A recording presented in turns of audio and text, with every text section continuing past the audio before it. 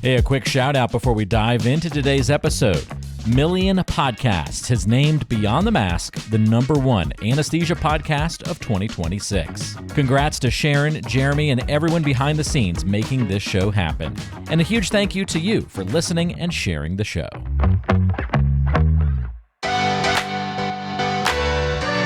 Welcome to Beyond the Mask. Today's episode is coming to you from Australia on the ground at the International Federation of Nurse Anesthetists Congress, where global leaders have gathered to advance anesthesia care and patient safety.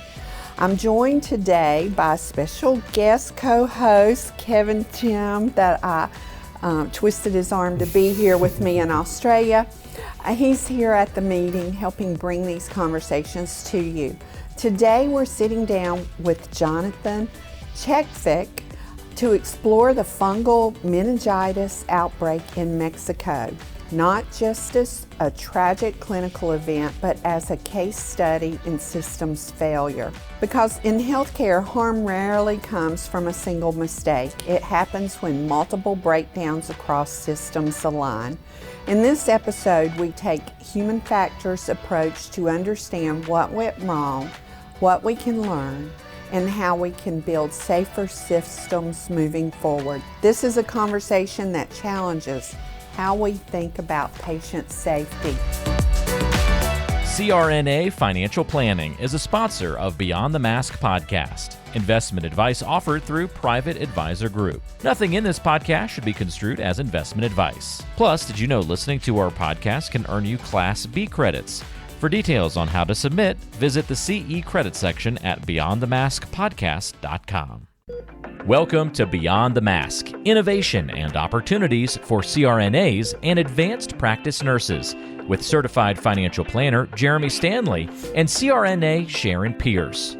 Jeremy Stanley has worked with CRNAs for more than 23 years, and Sharon Pierce is a former president of the AANA and the NCANA. Join us as we leave the operating room and learn the latest in the CRNA and advanced practice nurse industries. Beyond the Mask starts in 10, 9, 8, 7. So thank you for joining us today, Jonathan. We're really excited. He was the keynote. Yeah, so I was going to say Jonathan had the distinct pleasure of the meeting just started. We did the flag ceremony. A bunch of important people talked up there, and then immediately we transitioned into Jonathan's speech. Yeah, so, you were preceded by the governor of Queensland. Exactly. Yeah. It was the governor of Queensland and then you. Yeah. How did it feel up there? Were you nervous at all? You didn't seem it. I did. Was nervous. Yeah. But it went great, and I'm excited to be here. Thank you so much for the invitation. That's awesome. It was a fabulous keynote speech for the conference. Thank you so much. Before we get started, do you want to just kind of tell us a little about yourself and your backgrounds? Sure. So I'm a general practitioner. I'm a physician from Guadalajara, Mexico. I've been doing research mostly about patient safety, human factors, and perioperative care. And I have been part of this amazing task force, the Mexican Federation of Colleges of Anesthesiology Task Force on Patient Safety, in which we have been working not only to understand what happened during the outbreak, but to improve the system overall. Let's start from the very beginning. Why don't you tell us what happened in the fungal meningitis outbreak in Mexico and why it drew so much attention, and the compelling story that you offered us during your keynote? Sure. So mid-October 2022, we're starting to notice a pattern.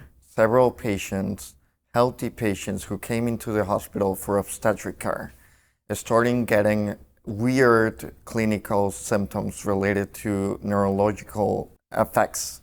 They started having fungal meningitis. So 115 patients from Durango and Matamoros, which are two different cities in Mexico, started having this weird clinical scenario in which they started having headaches, photophobia, and severe neurological outcomes. And the only link between all of them was that they all got a spinal anesthesia during their obstetric procedures. And remind me again, how many cases did you have at this point? So by this point, we have the report of 81 patients in Durango, Matamoros, which is a huge city of around 1,600,000 people. And then May 2023, almost 7 months after the first outbreak, we started to get 34 new cases from Matamoros. Matamoros is a small town close to the US border. And in this case, these were not obstetric patients, but these were patients who underwent plastic surgery, most of them from the US. And you said the distance was like equivalent to like Sydney to Brisbane, correct? That's right. There's about 750 kilometers away between one city and the other one. Gotcha. And there were almost 6-7 months after the first outbreak that the second outbreak happened. So interesting. And you were saying that a lot of things happened, like they were jailed. There were a few anesthesiologists that were jailed. That's right. Yeah. Yes. Wow. So as the situation escalated and 54 healthy women postpartum patients died. Died. It was a crisis, like a public crisis. It went into the news. Faces of the patients, the anesthesiologists, the hospitals were everywhere. So the Durango community took the streets. There were marches, public demonstrations. They didn't ask what was happening, but they were asking who was responsible. Yeah. So authorities decided to take quick and loud action. So anesthesiologists were jailed under negligence, because Mexico is one of those countries where you can go to jail for malpractice. Yeah. And a couple of hospital administrators also were charged under sentence, which one of them having, I believe, 32 years sentence. Holy cow. Yeah. Yes. Well, let's go back and talk about the systems and the systems that you think, what the investigation thought led to this. And I know you talked about the tackle boxes and the drugs. And so why don't you give our listeners a little bit of that overview so they'll get a better picture of what we think may have happened? Sure. So the first thing I need to say, and I need to be quite transparent with this, is that we do not know the cause of the outbreak. We don't know the source of contamination, and we don't know the single failure that connects all these different cases. But in this group, in this amazing group, which I've been working for the last 3 years, we understand that it's not only about understanding what happened, but preventing from happening again. And in that way, what we have done for the last couple of years is trying to figure out all the different vulnerabilities in the system and trying to strengthen the system. Moving forward, individual blame or pointing fingers at individual persons, we needed to understand as a system in all the different layers, because the system is not only the bedside of the patient, is the government, is the manufacturer of drugs, is the staff, the hospital, the administrators. So we did like a whole system analysis to understand different vulnerabilities of the system. And we have come up with a couple of things we have figured out that in some way risk the safety of our patients, especially in anesthesia and in neuraxial care. We have tried to strengthen our system through interventions to improve that. So as you mentioned, tackle boxes. In Mexico, for the last, I don't know, probably 30, 40 years, anesthesiologists carry their own drugs. They use tackle boxes, these famous fishing boxes, to carry drugs around. And not only between operating rooms, but sometimes between hospitals, and sometimes they even take it home. So tackle boxes, we knew from the beginning, were a huge risk for the patients, because you don't have control over the drugs that are being used. Because if you have an outbreak in some site, then you'll have the same outbreak in the next site. These tackle boxes could spend all day in the back of a trunk, in the trunk of a car, for hot days in the summer. This was part of the system, and this was the way anesthesiologists were trained. From the first day they started as anesthesiologists, they bought their own tackle box. And they were not hiding these behaviors. They even got like cool stickers on them. Like people do with their water bottles now. Yeah, because that's the way it worked, but it was probably a workaround the limitation of anesthesia drugs around. Yeah. So when the hospital does not take the responsibility of providing what physicians need for their care, workarounds became the new system. And that's the way anesthesiologists learn how to do things. Now, I've got to be honest, when I first got out of anesthesia school, you would get a tackle box where I worked at, and they would give you opioids. They would just fill this thing full of your opioids, and you had your own cart that you pushed into the room that you were given anesthesia, and you kept your tackle box on your cart, and when you used all the fentanyl, say, that you had, then you would go back to the pharmacy and you would get your tackle box refilled. There was no counting at the end of the day. God. There was nothing like that. Now, we didn't take our tackle boxes home. Okay. But that's what we used in the hospital. There was no opioid control whatsoever. And that was 36 years ago. Or not 34, something like that. A lot of years ago, probably older than you are, Doctor. But we did use tackle boxes back then. The overarching theme of your lecture really is systems failure rather than the individual, right? As a matter of fact, you said a sentence that was very profound yesterday and people clapped after it. Do you remember what it was verbatim? I remember maybe some part of it. I don't know if the whole thing is gonna sound the same, but it was that people didn't create unsafe systems, but the system created the conditions for unsafe behaviors. Yes, that's it. That's exactly it. Yeah. Which is great. I mean, nobody gets up in the morning and says, "Hey, I'm going to go to work and I'm going to hurt somebody." Yeah. But we call it MacGyvering in the United States. You figure out a way to MacGyver a system to get a workaround. And I know I'm also heavily involved with a commission in the United States, Commission for Nurse Reimbursement. And in it we found that nurses on a floor will have about 100 workarounds during one shift. Yeah, just because they don't have the time, they don't have the resources. You've got to figure it out, and that's what's happened here. They were figuring out the system. Yeah, workarounds are so common, and workarounds are the result of what we like to call in human factors the difference between work as done and work as imagined. Work as done is everything that is described in protocols, guidelines, even like hospital guidelines on how they do things. Work as done is quite different from it. Usually these guidelines and these protocols do not take into account all the different layers, constraints, time, limitations of materials required. So the fact that there's a difference between how we do things and how we say we do things is a huge deal, especially to patient safety.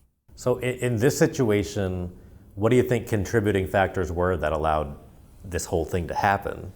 That's a great question, and I would again like to make emphasis on contributing factors, right? So things we have noticed in our systems that could have taken impact on these outbreaks or workarounds. Anesthesiologists carrying drugs around, and they were not carrying out of negligence, they were carrying it out of necessity, right? We saw limitations on drugs availability in hospitals, especially in public hospitals, which then if you connect all the different dots, it makes sense why they're carrying their own drugs if a hospital is not able to provide them. Another interesting thing we saw is a mismatch between the vial size and what anesthesiologists actually need. Oh, that's right. So the most common vial used in Mexico for morphine is 20 milligrams in 20 ml, which is a huge vial. So if you compound all the different problems, we were expecting anesthesiologists, because they all know it's written basically everywhere, and they repeat it several times in training. You do not use the same vial for different patients. One patient, one vial. But then you compound all the different problems. You have lack of materials, lack of drugs, and then at the same time, anesthesiologists carrying their own drugs, and then you're expecting them to throw away sometimes 99% of the vial. So how are you expecting them to throw them away when they don't know if they might be able to get a new one? Another thing we saw is black markets. So because drugs were not available through the correct or through the standard system, there were black markets. We found multiple groups in Facebook, Instagram, Marketplace, people selling drugs to anesthesiologists. And these were workarounds that happened because the system was not looking into what was happening. Written in the guidelines and the protocols, everything was beautiful. They had the drugs, the hospital keeps them. But at the end of the day, the real world was way different. Isn't that always the way that it is? So how does the human factor lens change the way we understand an event like this? So going into human factor research has been quite interesting. There's a huge community working on this, and not only in healthcare, but in several other industries. Human factors focuses on system conditions rather than isolated events. Because, for example, the fungal meningitis was not an isolated event. If we had multiple sites, multiple patients, multiple physicians involved, even 2 different cities, you cannot blame or understand the outbreak through a single failure. So the way human factors focus not in isolated blame, but on the system conditions, made so much sense to study these outbreaks. Clinicians adapt continuously to operational pressures as we talk, and human factors have developed different tools and strategies to understand this, to understand how humans interact, not only with systems, but with the tools we use every day. Human factors would have known that if we expect a behavior from one person to throw away the vial, it doesn't make sense to give it 20 times bigger vial than what he requires. Human factors take into account the gap between protocols and human behavior because they have been studying for a long time. And at the end of the day, behavior reflects the environment. Behavior is not dictated by protocols, values, or principle. Behavior is dictated by the environment we work on. And all the human factors community have been doing research and talking about this for a long time now. And for the last couple of years, they have gotten into healthcare too. And I'm expecting and hoping that their movement gets every day closer and closer to the healthcare community. You know, we talk again about blaming individuals, and I don't know about you, Sharon, but I feel like sometimes when I go to work, I'm doing things just to make sure that I don't go to jail or get my license taken away from me. No, I believe what you're saying is true. Yeah. I mean, you've never used neostigmine and Robenal to reverse a patient. One time. Okay, right. But that's all that we used to do, and we would not. You know, traditionally, we didn't always paralyze everybody. Yeah. Or you would just give an intubating dose of something and just let it wear off. But we always gave a reversal agent. Yep. We used to call it the lawyer dose. Oh, the lawyer dose. See, yeah, because you're scared of getting... You're scared of if there is a negative outcome, they're weak after you extubate them, whatever. That a good lawyer could say, oh, well, you didn't reverse them. Well, I gave their paralytic 3 hours ago, so it should be gone. Yes. But so I think we all practice somewhat defensively. Defensive charting, defensive practicing, because I think we're scared that we're going to get blamed for something and have our whole livelihoods taken away, correct? Definitely. Blaming culture is the worst enemy of patient safety. Oh, you are just full of sound bites. I mean, that is absolutely right. Yeah. Because people are afraid to come up with their mistakes. Yep. And we should be learning from the mistakes, right? And at the same time, the defensive environments reduce transparency. Right. Because people, If you screw up, you're not going to say, hey, guess what, doctor? Let me tell you what I just did. Yeah, for sure. and in this case specifically, the fungal meningitis in Mexico, the legal response against anesthesiologists made all the evidence unavailable for public health researchers. Oh, wow. Oh my Yeah. goodness. You know what? I didn't even think about that. But that makes sense. All of a sudden it's a legal case. It's a legal case. And everything shuts down and you can't get the information that you Clinical need. histories, bios, all the evidence was part of this legal environment in which public healthcare researchers are not involved and do not have access to it. So these complex events require way more than a blaming system or a defensive environment. They require a deeper organizational understanding of what happened. Are these the first healthcare providers that were prosecuted and jailed in Mexico? Or is this something that happens? It's something that happens. No So kidding. sadly, Well, I won't be coming there to practice. yeah, to be honest, it's crazy. Mexico is one of the only countries in the world where you can not only lose your license, but you can lose your freedom out of something that happens during work. Now, if you're a forklift operator and you run over your colleague by accident, Yeah. Do you go to jail? do you go to jail for that too? To be honest, I don't know. I don't know if this is a healthcare thing or if it's like a health thing. But it's crazy because Is this one? Do you still practice clinically anymore? You're a physician. yeah, I'm a physician. primary but I care. moved to Brisbane a couple of weeks ago. I'll be here for a year working at the Queensland Brain Institute. Did you leave Mexico and practice because if you make a bad decision, you could go to jail? Does that cross your mind? I mean, I understand that this is your passion, and we can tell that this is your passion, and we appreciate that, and we appreciate people like you who recognize that it's system problems. But did it cross your mind at some level? Hey, listen, I could go to jail. I think I'll go do Yeah, this. I think it did. Yeah? Yes, it crosses your mind. Well, when you make mistakes, and of course you don't want to tell anyone, and you want to hide it from supervisors, from the hospital administration. Don't get me wrong, accountability is quite important. Like healthcare systems should be able to give answers to when harm happens. But at the same time, if your life or your freedom is on the line, how it's way harder to do You that. could see how one might be hesitant. Yeah, if they're definitely. going to go to jail. Definitely. Yeah. Okay. So this outbreak, what did it teach us about limits of blaming individuals when harm occurs? I think it teaches that it's not the right pathway to go. Whenever we have a mistake, a failure, you need the persons or the frontline physicians who were involved on your side.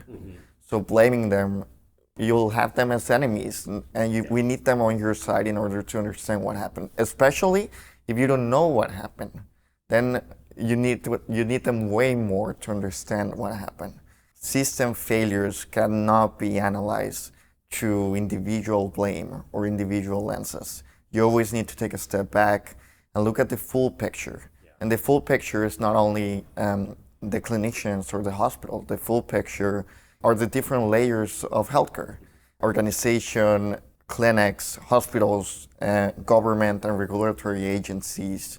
Those are the different layers, and at the end of the day, in complex systems such as healthcare, each one of them determines how we practice. Even if we don't see it immediately, the way decisions are taken at the governmental levels, at regulatory levels, hospitals determine the way we practice. So there's no way we can take decisions or analyze the system without checking on them too. Are you looking to transition into independent practice? AANA and Beyond the Mask are here to help you thrive as your own boss. Visit the 1099 CRNA Institute, taught by Beyond the Mask host Jeremy Stanley and Sharon Pierce. This comprehensive educational series provides detailed guidance on business structure, legal and tax implications, and financial management tailored specifically for 1099 CRNAs. Plus, enjoy a special 20% discount using the code BEYOND1099 at checkout. Visit aana.com/1099 to learn more and start building the future you want. The 1099 CRNA Institute. Thrive as your own boss. So is there a movement in Mexico now to kind of revamp this system, since it's leading to prosecution, not looking at processes? Are the healthcare people saying, hey, wait just a minute, we know we've got a problem, but no healthcare provider plans on killing somebody maliciously. This was an accident. We can't figure out how to fix this unless there's no blaming that occurs. Is there any kind of movement from healthcare workers that you know of? So we have been trying, me and Except moving to Brisbane and not working anymore.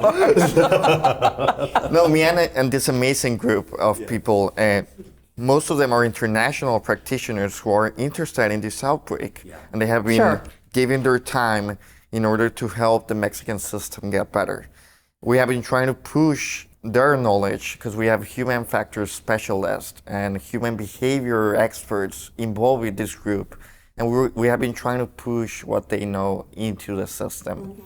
And at the same time, in order to improve the way the system works, we have been trying to do intervention at each of the different layers.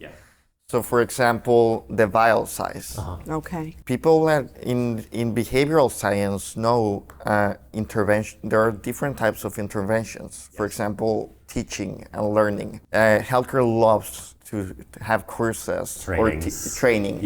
Training. Just modules.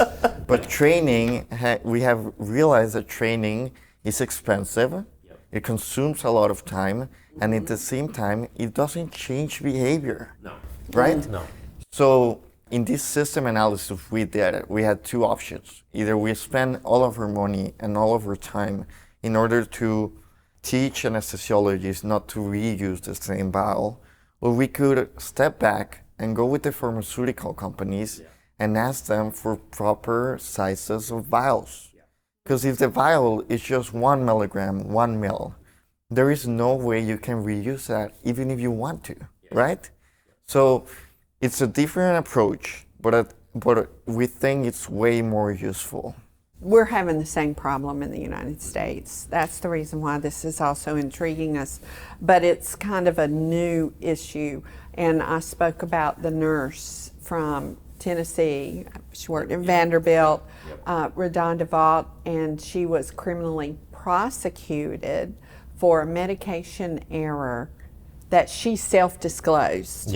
The patient was ruled a natural death, and then she realized what she had done. She had given a paralytic instead of a anxiolytic drug, so the patient was paralyzed and quit breathing. But if she would have never told, nobody would have known. Because it was an elderly lady. They didn't autopsy her or anything. She wound up in jail. Wow. She wound up in jail. Didn't her family, the patient's family, even tried to make it so she didn't go to jail or something Exactly. like that? They were backing the nurse because the nurse was honest about it, and they still put her in jail, if I remember correctly. And it was an entire systems failure because she had been pulled to work on a unit she had never worked on. It wasn't her patient. She was helping another nurse. I mean, it was just one system failure after system failure. What you said is quite interesting, that families and patients do not want their healthcare professionals in jail. They want accountability, and they want to make sure this never happens again. But I mean, in our group, we have a patient. She's called Tina. She has been an amazing voice for the patients of this outbreak. And of course, human factors and system science supports the idea of having patients in your task force. Because it makes sense. All the other industries have realized that the user has valuable information. Of course. And in our case, users are patients. Yep. So they go through all the different layers of the system, and they have different perspective from what you could have based on your point of view under the system, right? She has said so many times, I don't want anyone to pay the consequences.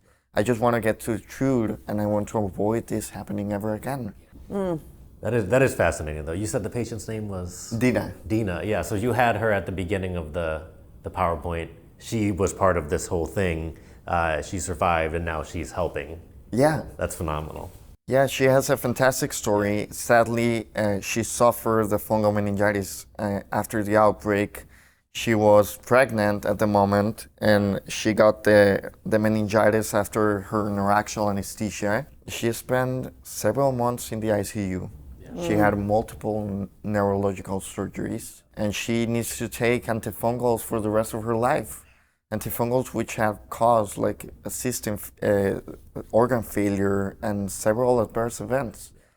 And even though she's not cured and she will forever like carry the consequences of what happened, she still wants to work with us and help us because she understands she has a role and she has a voice, and she's somehow grateful that she's alive, and she values that she has the option to go out there and speak for all the patients who couldn't. Wow, what a special person she clearly is. So how can patient safety frameworks help us identify the risks earlier and prevent similar events in the future? So the good thing about patient safety frameworks, the new ones, we're talking about patient safety 2 is what they call it, is that we try to identify vulnerabilities before disaster occurs. So patient safety traditionally was reactive. Failure happened, and we needed to understand why failure happened, and then we avoided it. A type of like root cause analysis. But in this case, patient safety 2, and this idea of safety 2 that is common in several industries such as aviation and others, focus on the resilience and adaptation of the system. It's not only about failures, it's also about the success. Because in systems thinking, you understand that the outcomes are not random. The outcomes are part of the system design. A system is designed specifically for the outcomes it has. So we need to understand not only failures, but also success. What are the different conditions across the layers that let us succeed every single day? And we need to prevent failure before it happens. We have the ability to understand, when you understand all the different players of a system, what will happen under constraints? What will happen if these individuals from these systems stop working? And we can hypothesize what will happen and how we're going to prevent failure. So this proactive safety requires not only involving people from different fields, but also continuous monitoring and redesign of the current system of healthcare. Aviation really got it Really time before. So much. I mean, even down to, I don't know if you've heard of Marty Macri. He's a physician, and what they've learned in the cockpits is something that we should do. In other words, there's a hierarchy.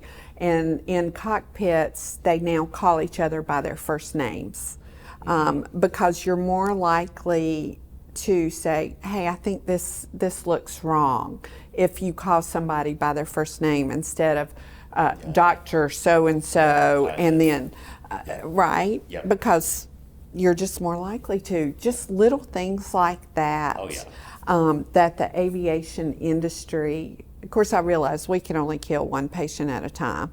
Sure. They can kill multiple. Hundreds. Multiple, Yes, at one time. But I think healthcare would do well to kind of look at the systems within the aviation industry. I couldn't agree more. Aviation got it several years ago. And in aviation, safety does not depend on individual effort. But in healthcare, as we mentioned in the latest talk, people need to put in effort in order to keep the system working. If aviation would do that, we would have crashes every single day. Yeah. The amount of people who suffer consequences of unsafe care, not only in low middle income countries as Mexico, but also in the US, it's huge. If people would see the hospitals as they analyze crashes of airplanes, no one will want to go to the hospitals. Interesting. Some exciting news for you coming up this winter. Nurse Anesthesia Update is happening November 30th through December 3rd at Atlantis in the Bahamas. And Beyond the Mask host Sharon Pierce will be part of the faculty and speaking on several important topics. Earn up to 20 CE credits while learning and connecting in an amazing location. Check out all the details by clicking the link in our show notes to register and learn more. I know, I always think about how if a pilot gets in an accident or something, they go home. You know, Right. you're done flying, right? Right. But if we have an adverse event, Your next case is your starting next case in 5 is in pre-op, minutes. keep going. It's interesting how close but how differently treated that we are. Even truckers can't drive over a certain amount of time, Yeah. but you can. You do might anesthesia for 2 days. 2 days straight. Why? Come on over. Man, I would never do that though. I'm a 10-hour guy. All right. So, Jonathan, what role do regulation, oversight, and organizational culture play on either preventing or enabling this kind of harm? Talking again about systems. I believe it has a huge role.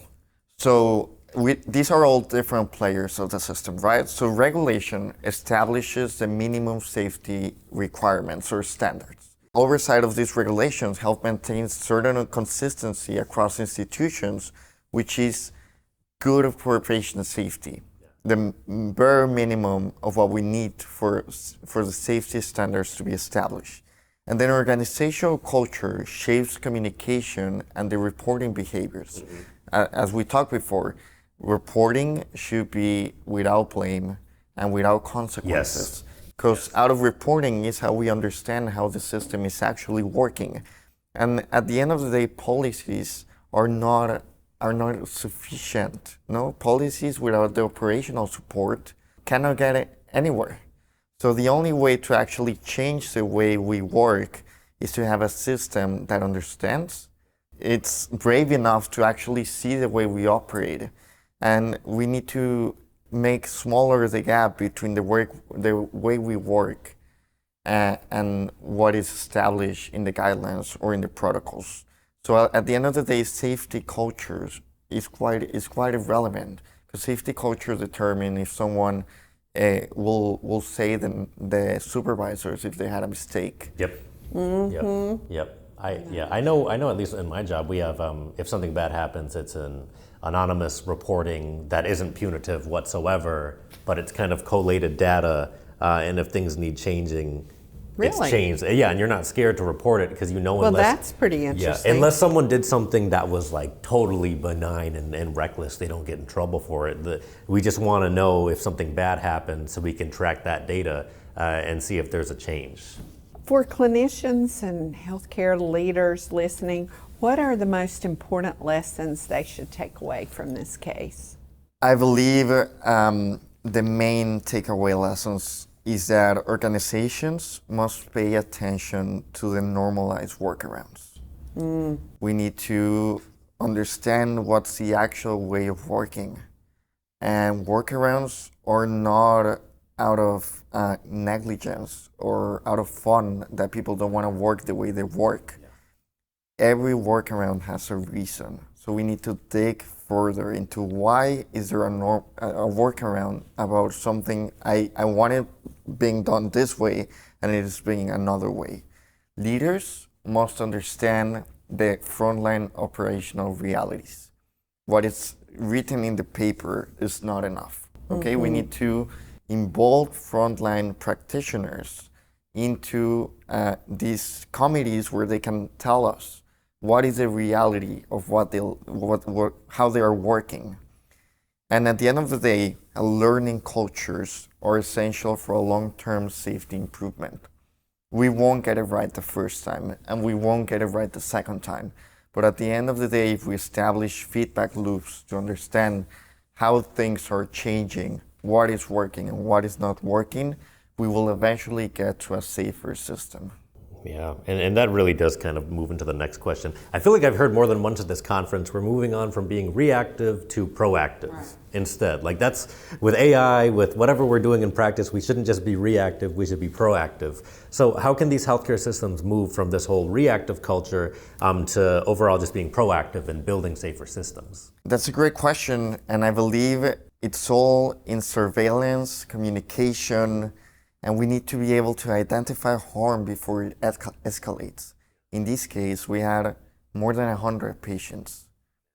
It was too late to do anything about it.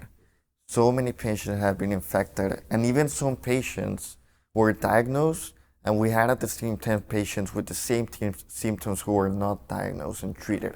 Because communication breakdowns were so relevant that people on other cities or even physicians in the same cities were not aware of the outbreak.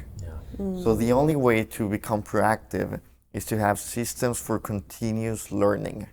Implementation science, again, is not something that you can do one time. It's something that you do every day while you're learning. So these are, I believe, two sides of the same coin.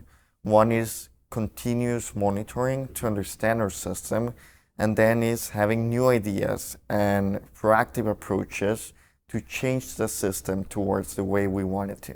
You know, I've been in healthcare 42 years. Yeah. It's a long time. What I have seen and what I think continues to this day is they do not access the frontline user. It's always somebody else making decisions about how things should be done. Yeah.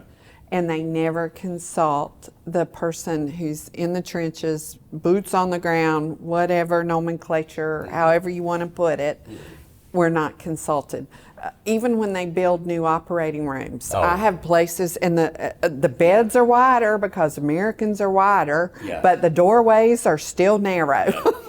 Anesthesia card is like in the corner, like not even and your correct. back is turned while you're having to chart. I mean, just crazy things, but they never consult the frontline user. That's just the world according to Sharon Pierce. But you can. No, I agree. Frontline professionals know things, right? They live it every single day. So it's crazy that we're taking decisions without them. Yeah, exactly. So as we kind of wrap this up, and you've talked about Dina and her responses to this and how she wants to change things, and God bless her for that, and we appreciate it. And Dina, if you ever listen to this, thank you for everything that you're doing.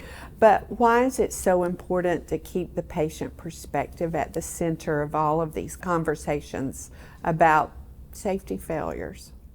At the end of the day, everything that's in paper about patient safety has real human consequences. In some way, patient-centered safety keeps healthcare grounded.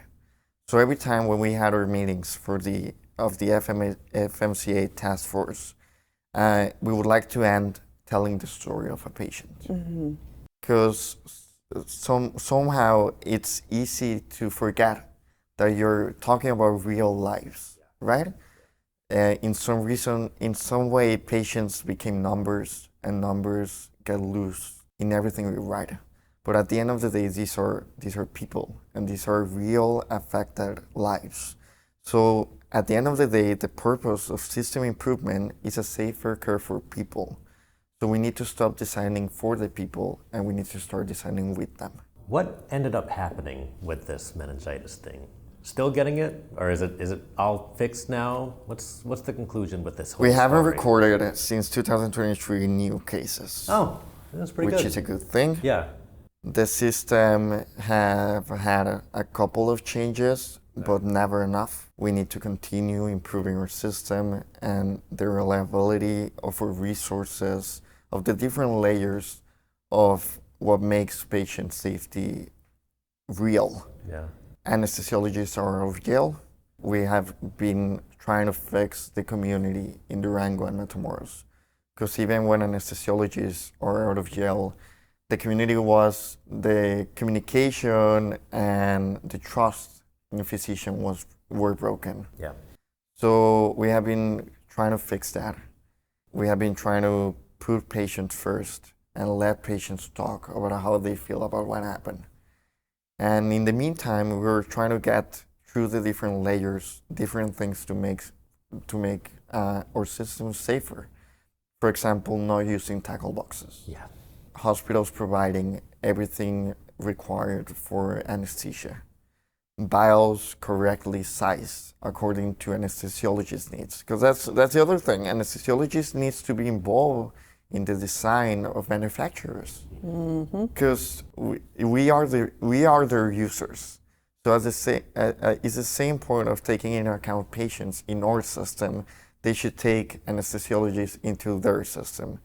So at the end of the day, what we're trying to do is connect all these different layers with the unique purpose of making our system better and safer for patients. What are any last words that you have for our listeners who are out there listening to this tale? What would you like to say to them? I would like to say that we need to move away from blaming culture, build a safety culture in which people feel free to talk about their mistakes. Because mistakes are going to happen no matter if we say them or not say them. We need to record them and we need to come up with ways to improve it. Another thing I would say is there are experts out there, human factors experts, behavioral experts, patient safety researchers who have a lot to offer to patient safety. So we need to make our tables bigger for these people, including patients, to have their words in how we design the system. Well, thank you for joining us here today. Thank you. And telling the story. And I just feel sorry for all of the people who were not at the opening keynote that you gave. It was excellent. It was moving. We both, Kevin and I, both thoroughly enjoyed it. So we're so happy that you joined us. Thanks so much. Thank you.